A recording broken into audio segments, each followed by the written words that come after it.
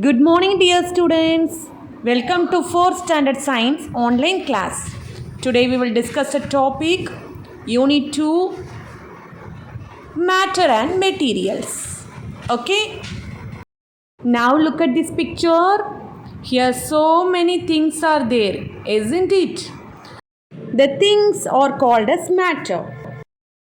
Now see, this is a matter. It's made up of plastic. This bag or the thing is made up of plastic. And this thing is made up of clay. And this bottle is made up of glass. And this thing or matter is made up of a wood. And this thing is made up of silver. And this thing is made up of wood. And this matter is made up of wax.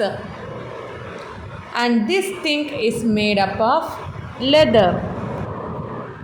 Next, this is a newspapers. They are made up of paper. Students, all these things are called as matter. So what is matter? Matter means nothing but things that occupy space. See, these things occupy space, isn't it? So the bag is occupies space here, and this brick occupies space, glass bottle occupies space, candle occupies space. All these things occupy space and also have some weight. This bag has some weight, and this chair has some weight, bottle has some weight, and all these things have some weight. So matter means anything have weight and occupy space. See, everything in the universe means world. It's made up of matter. So whatever you see in the surrounding is called as matter. So matter means nothing but the things that around us, and they also have some weight and occupy space. The matter from which the thing is made up of is called as material. Students, matter is a things.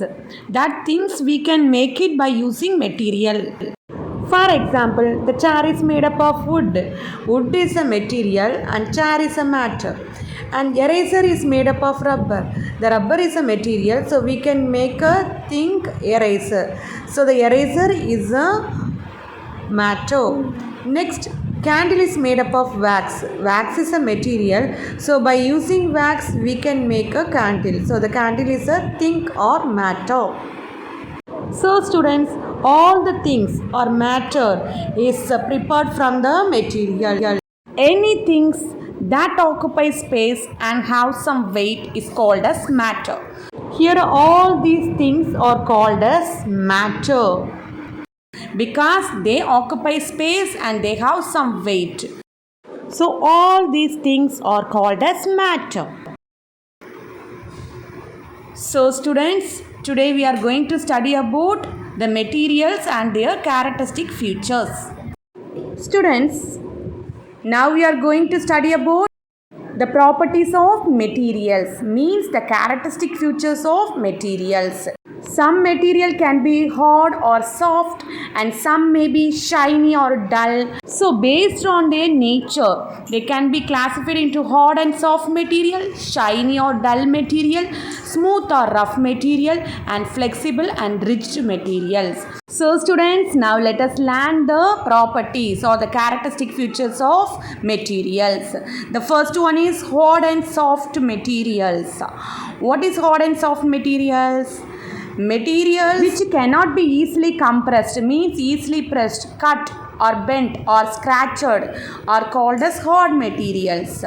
So some materials cannot be easily compressed. Compressed means cannot be easily pressed, or cannot be easily cut or bent, or cannot scratching easily.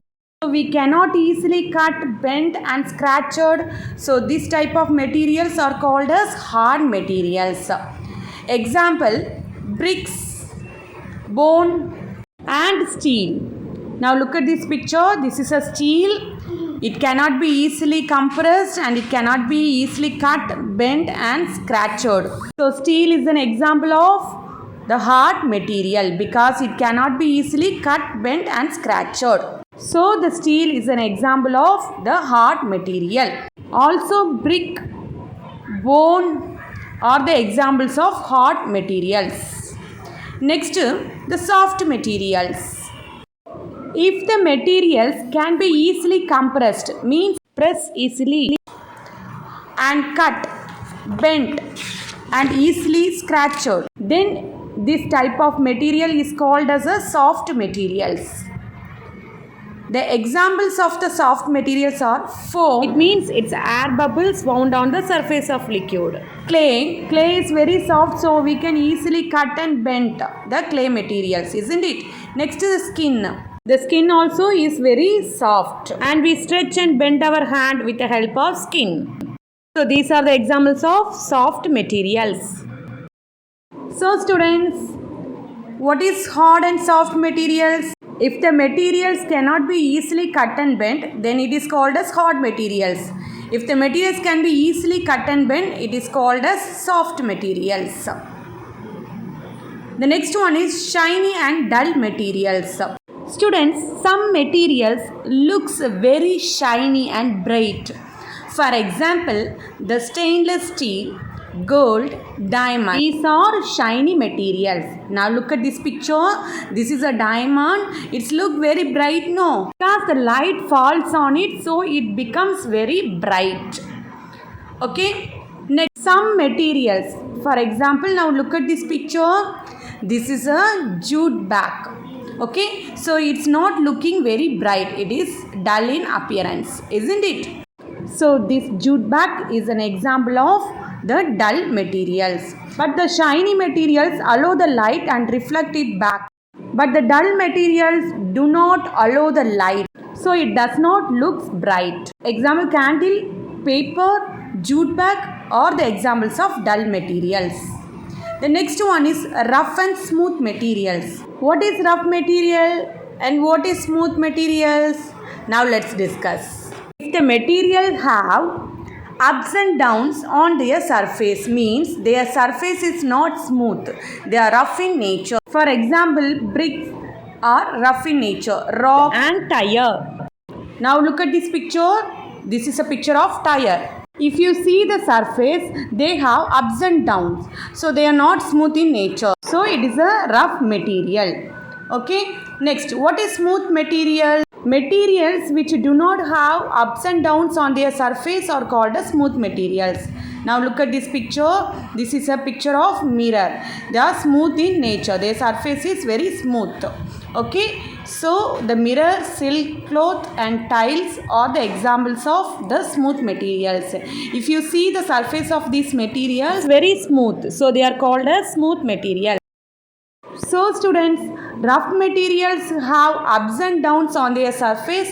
Smooth materials do not have ups and downs on their surface. Means their surface is very smooth and flat in nature. They don't have any ups and downs. Students, next one is flexible and rigid materials. So let's learn the flexible materials. Materials which can be bent or stretched easily. For example, now look at this picture. This is a picture of the rubber band. We can easily stretch and bend the rubber band, isn't it? So the rubber band is an example of the flexible material. Example, rubber band, electric wire also can be easily bent and stretched. So this is an example of flexible material. Next is cycle tube. We can easily bend and stretch the cycle tube. So these are the examples of the flexible materials. So the flexible material can be easily bent or stretched. Next, the materials which cannot be bent or stretched easily are called as rigid materials. Now look at this picture. This is a picture of the stick. Can you bend or stretch the stick easily? No. So the wooden scale is an example of the rigid material. So the examples of rigid materials: stick, wooden scale and stone. So these cannot be bent or stretched easily. So they are called as the rigid materials. Students, the next one is waterproof materials. Now look at this picture.